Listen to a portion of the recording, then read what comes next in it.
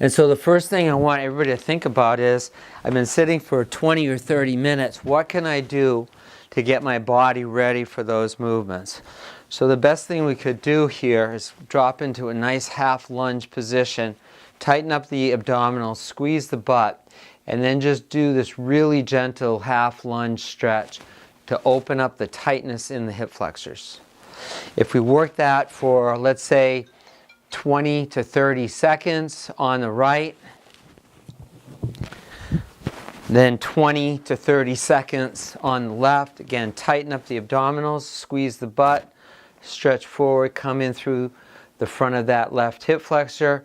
Effectively, what we're trying to do is activate the muscle, our glute, and our abdominal that's going to protect our low back for the challenge of doing the lifting activity of moving a 25-pound force. The second thing that we want to do is get our shoulders ready for that same type of preparatory movement. So if we can take the advantage of dropping that rubber band into the side of the truck, get ourselves in a little bit of a semi-squat, and then work on squeezing those blades together. From driving the truck in a forward bent position, everything tightens up here. So what we really want to do is think about activating again the muscles we're going to use for lifting, which are back in the rhomboids and the middle part of the back.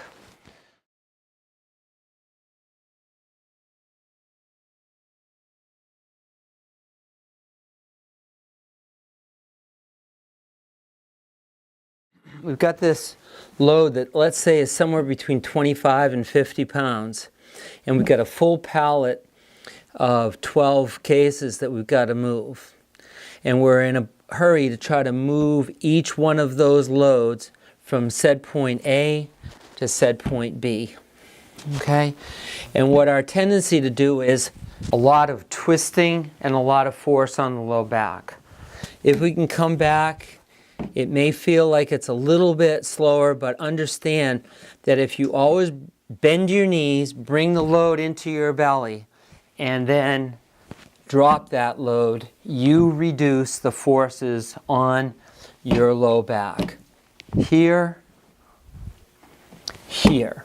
This movement pattern takes twisting and rotation out of the equation, and it always ensures that the force and the load is much closer to your center of gravity, center of rotation. Okay, so now we're talking about, again, that same 25 to 50 pound load that may be at the height of the shoulder or even higher. The risk with this movement pattern is that anytime there's a load that is higher than the shoulder, there's tremendous force and load on that shoulder. So the first thing that you want to try to do is think about, again, bringing that load into your trunk as close to your belly button, and then lowering to here. We've got that squat, and we're always pulling the force and the load, elbows close to the trunk, with that squat move. That's a low risk move.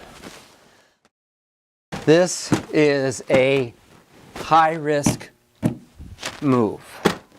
Force is away from the body, we're twisting and turning, and we're never really getting a chance to get that force close to our body in such a way that we reduce the effective stress strain pattern that force creates on our body.